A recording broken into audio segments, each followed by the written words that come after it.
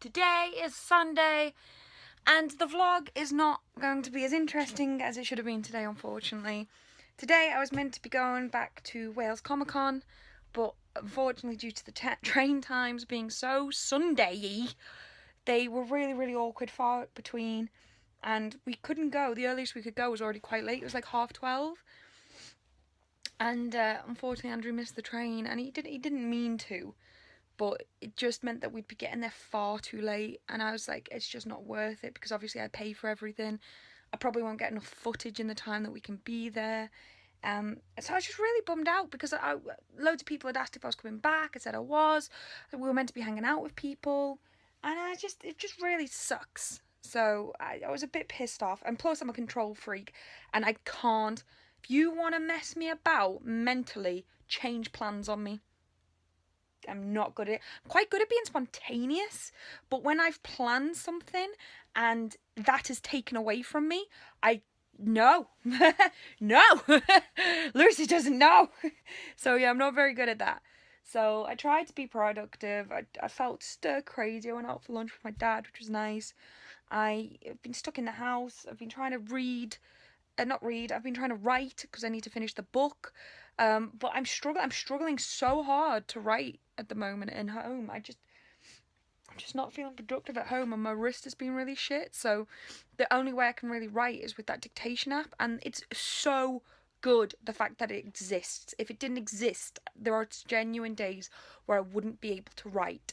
But it's not perfect, and it's still a lot of work. And if you can write versus just using the dictation app, writing is so much easier, it's so much more simpler. So yeah, I'm so grateful that I have that option when I need it, but it is time consuming and quite annoying. Like, every time you speak, you have to edit what you speak. So you're still typing, but you're not using your wrist as much. So yeah, I've also just realised that yesterday I had some comics delivered.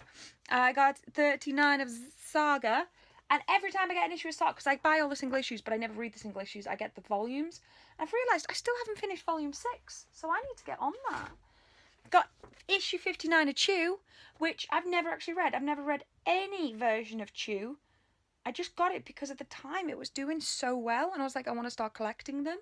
And it was Walking Dead was my first one I wanted to collect. Collected that, then it became Mega Mux, and I sold mine for a song. One of my biggest regrets, sold it far too cheap because I needed the money at the time. And then I got Red Thorn issue 12, and I'm like, I'm still buying you? And there's nothing against this comic. I enjoyed what I read, but I was like, I stopped reading after issue 2 just because I got swamped with comics. And I'm like, I have 12 issues of this title somewhere in this house, and I couldn't tell you where 2 of them are. Bloody hell. So there we go. Are you still reading Red Thorn? Has anyone read Thorn? What do you think of it? Should I find them and read them? I'm procrastinating here. I'm aware of this. I know what I'm doing. True story, one of the best things I ever got from one of my relationships is when they moved out, I got a bed blanket, electric blanket. Yeah, they moved out and they left it here, and it serves a purpose in the winter massively. This house is so cold. Even in the summer it's nice and cool, which is great, but in the winter you can see your own breath even when the heating's on. So I finally done it. You can't see it, but there's an electric blanket under there now. And how about this? You know you're single when you share your bed with Yu-Gi-Oh cards. Oh,